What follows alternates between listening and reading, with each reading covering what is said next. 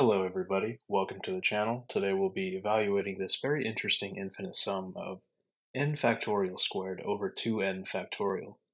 It's pretty fascinating that this converges, and in fact, if you put this into Wolfram Alpha, you get the exact answer of the value it converges to.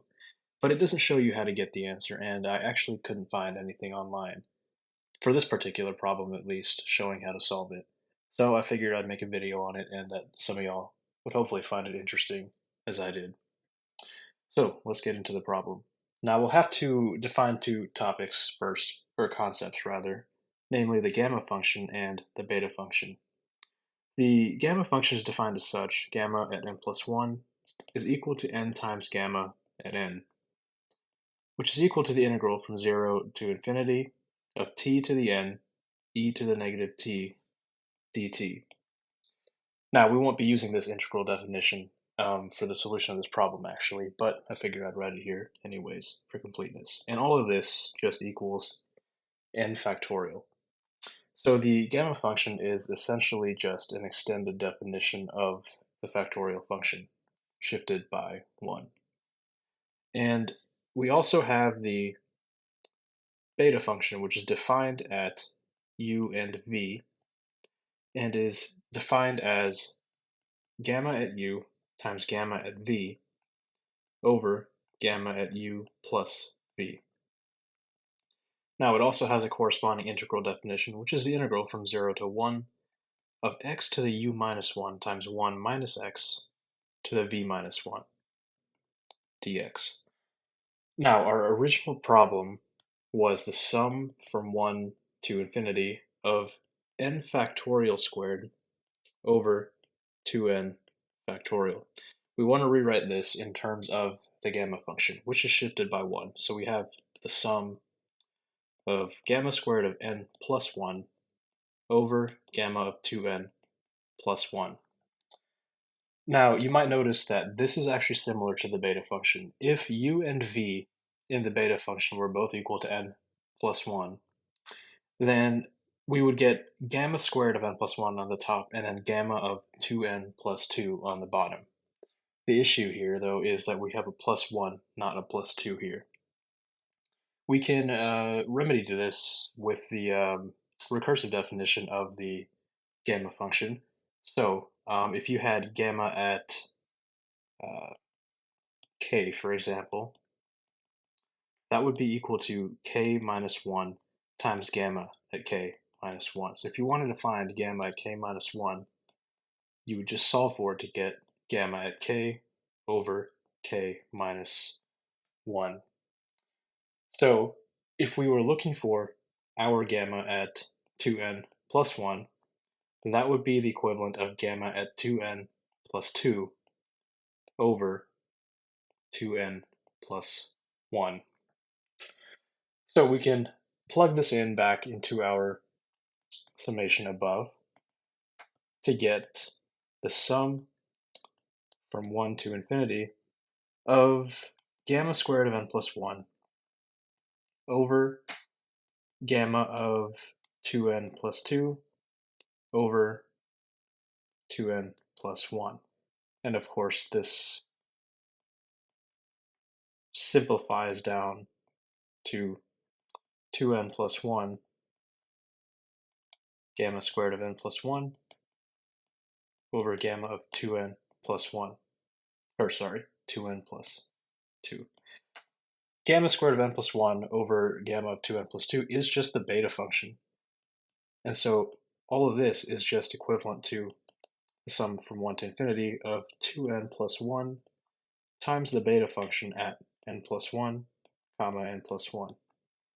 And the beta function has an integral definition that we wrote above, and we can replace that here to get the sum from 1 to infinity of 2n plus 1 times the integral from 0 to 1 of x to the u minus 1, and u is n plus 1, so you just have x to the n times 1 minus x to the v minus 1, so you get, again, n here, and then dx. Now we want to actually bring that 2n plus 1 coefficient into the integral. So we get the sum from 1 to infinity of the integral from 0 to 1 of 2n plus 1 times x times 1 minus x to the n. And I just pulled out that common n. And what we want to do is now use Fubini's theorem, which I encourage you to look into yourself, but essentially that allows us to swap the operators of summation and integration. So we would get the integral from 0 to 1 of the sum from 1 to infinity of 2n plus 1 times x times 1 minus x to the n dx. So we've arrived at this, and what we need to do to solve this problem is evaluate that sum inside of the integral first. And what we can do to make this easier is write a more simple version of this sum. For example, the sum from 1 to infinity of 2n plus 1 times y to the n. So in place of x times 1 minus x, we are just subbing in y. And the reason you can do this is because x is a ratio between 0 and 1. That's the bounds. And if x is between 0 and 1, 1 minus x is also between 0 and 1. And when you multiply those two numbers together, you get another number that is a ratio between 0 and 1. So this x times 1 minus x term is always the common ratio. And so we can just treat that as a single variable, y. And after we solve for the solution of this summation, we can plug back in x times 1 minus x in for y. So with that said, let's go ahead and start solving this sum. So we have the sum from 1 to infinity, and I'm just splitting up the sum here. 2 times n times y to the n plus another sum from 1 to infinity of y to the n. And you might notice that this second sum right here of y to the n, let's go ahead and write that down. Sum from 1 to infinity of y to the n is just the geometric series. And the geometric series evaluates to a solution of the initial term in the series, in this case y, over 1 minus the common ratio, and the common ratio is y. Now our other term above is 2 times the summation from 1 to infinity of n y to the n. Now this summation is not quite the geometric series. It's kind of similar to the geometric series, but every term is preceded by an n. And this actually does converge, and it converges to the following value, y over 1 minus y squared. So the result for this actually is pretty similar to the geometric series, but the denominator is squared. And I made a video and posted it on my channel deriving this result for this specific ny to the n series. So please do check that out if you are curious as to how I got this result. But with these results, we can go ahead and plug these in. So we have 2 times the sum of ny to the n, which we found to be y over 1 minus y squared, plus the sum for y to the n, which is just y over 1 minus y. And now what we want to do is we need like denominators, of course, so we have 2y over 1 minus y squared plus y times 1 minus y over 1 minus y squared. And this would give us, let's see, 2y plus y is 3y minus y squared. We can pull out a y to get y times 3 minus y on the top. And then on the bottom, of course, we have 1 minus y squared. Fantastic. So this is the sum, well, the simplified sum. If you remember, our original sum that we were looking for was the sum from 1 to infinity of 2n plus 1 times x times 1 minus x to the n. Now, everywhere we have a y in our solution above, we just plug in an x times 1 minus x. So we would get x times 1 minus x times 3 minus x times 1 minus x over 1 minus x times 1 minus x squared. Let's go ahead and simplify this down a little bit. And we get x times 1 minus x times 3 minus x plus x squared, all over 1 minus x plus x squared. Okay, great. Now, if you remember, this actually belongs inside of the integral, which is evaluated from 0 to 1 with respect to x. Now, if we want to integrate this fraction, we're going to have to essentially simplify it in a way that is more integrable, easier to integrate. And we're going to have to perform polynomial long division, but there's a rather cool technique we can use, a simple technique that will achieve this result fairly trivially. And so let's go ahead and play around with this fraction a bit before we integrate it. And so to do that, let's go ahead and rewrite this as x times 1 minus x times 2 plus 1 minus x plus x squared. So I split up that 3 into a 2 plus 1. And of course, in the denominator, we have 1 minus x plus x squared. And what you can do with this is essentially split up terms so that you can cancel out some common terms for the denominator. And so what this gives you is, what you can do with this actually is, you can distribute this x times 1 minus x to this 2 and to this entity here, 1 minus x plus x squared. And so you end up getting 2 times x times 1 minus x plus x times 1 minus x times 1 minus x plus x squared,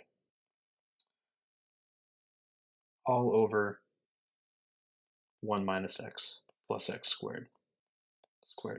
And of course, you might notice that some of these terms cancel. So we end up with 2x times 1 minus x over this term here, plus x times 1 minus x over 1 minus x plus x squared. So one of these terms cancels. And now we want to repeat this process again for both of these fractions to simplify them further. And so what we can do here, we can pull out we can distribute the x first of all. So let's go ahead and do that. So we have 2 times x minus x squared. Let me actually leave some space. You'll see why. X minus x squared over 1 minus x plus x squared. And then same thing here. We have x minus x squared over 1 minus x plus x squared. And what we can do here is we can pull out a negative, and pulling out a negative here would result in a -2 here. This would become positive. This is a negative, and then we could subtract 1, but also add 1 to maintain the equality here. And we can do the same thing for this fraction on the right. We can pull out a negative, which would make this negative here. It would make this positive, this negative. We can subtract 1 and add 1 to maintain the value. And now we can split it up along these lines. So we would distribute this -2 to this -1 here, and to this entity here. We would split this up along these lines right here. And we would get the following. So we'd get -2 times -1, which is just 2 over 1 minus x plus x squared squared. And then minus, let's see, 2 times 1 minus x plus x squared over 1 minus x plus x squared squared. And then moving on to the second fraction, we have minus times -1, so you have plus 1 over 1 minus x plus x squared, and minus 1 minus x plus x squared over 1 minus x plus x squared. Cool. So now you might see this simplifying down rather nicely. So we end up with 2 over 1 minus x plus x squared squared minus 2 over, and that entire term cancels out with one of them in the bottom, so 1 minus x plus x squared, and then plus 1 over 1 minus x plus x squared. We can just combine these two terms right here,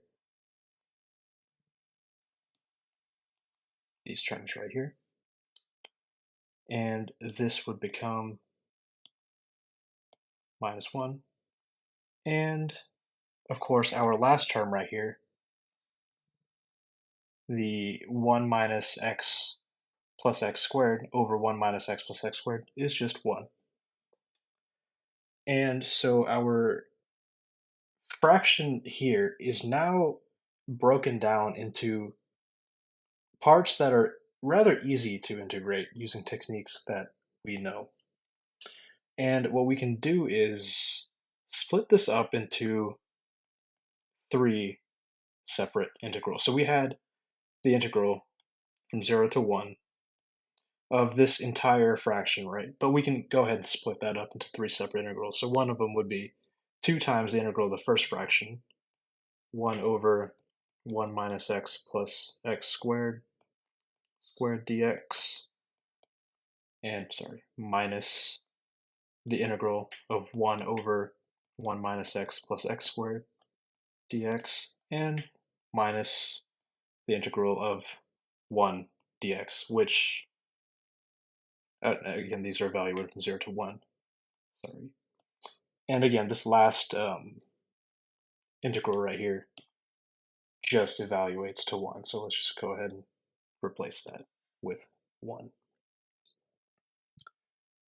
Cool. And so for the sake of keeping track of these integrals, let's just write this down as equal to 2 times integral 1 minus integral 2 minus 1. So our solution, our final solution, is equal to 2i1 minus i2 minus 1.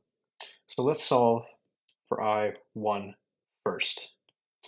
I1 is equal to the integral from 0 to 1 of 1 over 1 minus x plus x squared all squared dx. And what you want to do here is complete the square. So you know that 1 minus x plus x squared is the same as x squared minus x plus a quarter minus a quarter, because you need to subtract whatever you added to complete the square, and then our 1 from the start. And so, and again, completing the square is a pretty common technique, and the way I got 1/4 is it's half of the x term, which is -1/2, and then square that to get 1/4. So you would add a fourth, but if you add a fourth, you would have to subtract a fourth to maintain the value, and this ultimately is the same as x minus a half whole squared plus 3/4, because the 1 minus a quarter. Cool, and so now we can replace this in our integral to get the following: the integral from 0 to 1 of 1 over x minus a half squared plus 3/4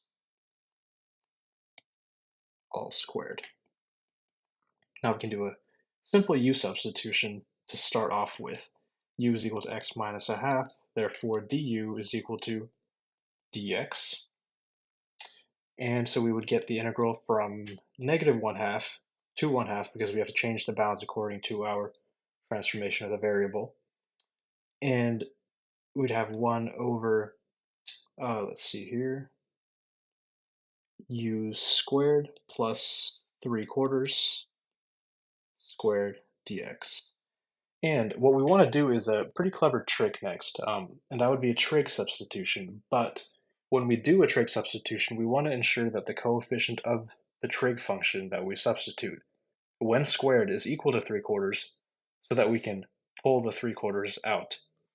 So what value squared gives you 3/4? Well, it's the square root of 3/4, which is root 3 over 2. So if we had u is equal to root 3 over 2 tangent theta, and bear with me, you'll see why I'm using tangent very shortly.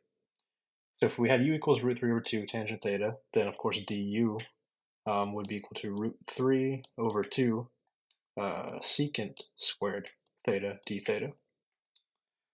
And we also would have to compute the change of variable, right, for the bounds. So theta would be equal to, let's see here, it would be the arc tangent of 2u over root 3. So with all that, we can now convert our integral, and the bounds would be evaluated when you plug in negative 1/2 and 1/2 into this conversion right here. We would get negative pi over 6 to pi over 6 of 1 over, let's see, u squared, which is root 3 over 2 tangent theta, so we would get 3/4 tangent squared theta plus 3/4 squared. And then dx is, oh, sorry, this is a mistake. This should say du. And we would replace du with our conversion here, which is root 3 over 2 secant squared theta d theta. So times root 3 over 2 secant squared theta d theta. Let me scoop this to the side. Secant squared theta d theta. And now we can go ahead and pull some of these things out. So we can bring the root 3 over 2 outside of the integral. And we can also bring that 3/4 in the denominator out. But when we bring it out, we also have to square it because it's inside of a square. And so when we bring out 3/4, it would be 9/16, and then we'd have to flip it because it's in the denominator. So we would get 16 over 9. So you'd have 16 over 9 times this, and then the integral from negative pi over 6 to pi over 6 over tangent squared theta plus 1 squared times secant squared theta. Let me just go ahead and write the secant squared theta on the top. D theta. Now this is very cool, as you'll see very soon. But let's simplify this. We get, let's see, 8 root 3 over 9. And then times the integral from negative pi over 6 to pi over 6 of secant squared theta over, and here's the cool part, tangent squared theta plus 1 is just equal to secant squared theta. And we know that because of the trig identity right here, cosine squared theta plus sine squared theta is equal to 1. Now if you divide everything by cosine squared theta, you have 1 plus tan squared theta equals 1 over cosine squared theta, which is just secant squared theta. So right here in the bottom, we just have secant squared theta squared d theta. Now this just of course cancels out to the following: the integral from negative pi over 6 to pi over 6 of 1 over secant squared theta d theta. 1 over secant squared theta is just cosine squared theta. So again, we have the integral evaluated from negative pi over 6 to pi over 6 of cosine squared theta d theta.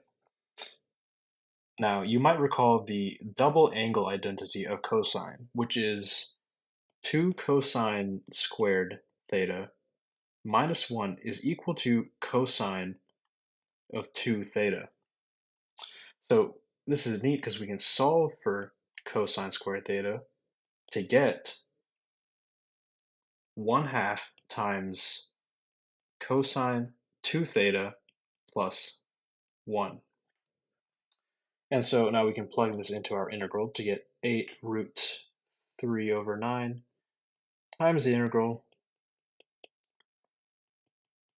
of 1/2 times cosine 2 theta plus 1 d theta. And we can pull that 1/2 out to get 4 root 3 over 9, and then we can split that integral up into two separate integrals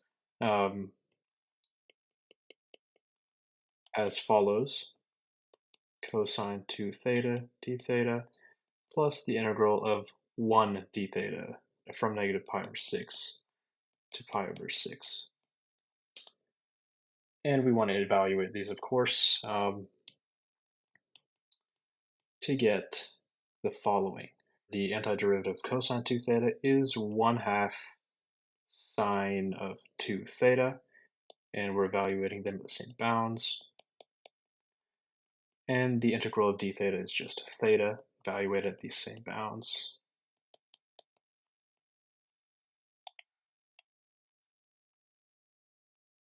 And this will give us 4 root 3 over 9 times sine of pi over 3 is root 3 over 2, so we have 1/2 times root 3 over 2 minus a negative root 3 over 2 plus pi over 6 minus a negative pi over 6. Simplifying all of this, we get 4 root 3 over 9 times root 3 over 2 plus pi over 3. Cool. Okay, and so this was I1. Now we want to solve I2. And if we remember, I think I2 was the integral from 0 to 1 of 1 over 1 minus x plus x squared. Yeah, I think that's what that was. And then, now you might notice the polynomial on the bottom is the same as the one we completed the square for above. And so we could just use that same completed square format here. So we have 1 over x minus a half squared plus 3/4. Cool. And so again, we can do a u sub as u is equal to x minus a half, du is equal to dx, and our integral would evaluate from negative half to 1/2 of u squared plus 3/4. But we actually want to write 3/4 as root 3 over 2 squared. And the reason for this was because you might recall that the antiderivative, or the integral, of 1 over x squared plus a squared dx is actually just 1 over a times the arctan of x over a plus c, of course. And so this makes this very easy. our integral above would just be equal to, and of course we're evaluating this from -half to 1/2, so disregard the plus c, and of 1 over u squared plus √3 over 2 squared dx is just equal to 1 over a is √3 over 2, so 1 over that is 2 over √3 times the arctangent of u over √3 over 2, which would be 2u over √3. And we're evaluating this from -1/2 to 1/2. Doing so will give us 2 over √3 times, now arctangent of 1 over √3 is pi over 6 minus, now when we plug in -1/2, we have arctan of -1 over √3, which is negative pi over 6. And so this just results in 2 over √3 times pi over 3, giving us a result of 2 pi over 3 √3. Cool. And so this was equal to I2. Now, if you remember, the sum, or the solution for the entire problem, as we denoted above a few steps earlier, was equal to 2 times I1 minus I2 minus 1. We know that I1 is equal to 4 √3 over 9 times √3 over 2 plus pi over 3. Let's go ahead and bring that over here. Minus our result for I2, which we just found, which is 2 pi over 3 √3 minus 1. Now we just need to simplify this here. So we have 4/3 plus 8 √3 pi over 3 minus, oh sorry, over 27 minus 2 pi over 3 √3 minus 1. And the 4/3 and the minus 1 just give you a 1/3 plus 8 √3 pi over 27 minus, and we want a common denominator end of 27, so we can multiply the top and bottom of this by 3 √3 to get 6 √3 pi over 27, and this would just simplify down to 1/3 plus 2 √3 pi over 27. Cool. And this is the answer. Now, if you want to get the answer as exactly listed by Wolfram Alpha, you can pull out a 1 out of 1 over 27 to get 1 over 27 times 9 plus 2 √3 pi. And that is the solution to this pretty incredible summation.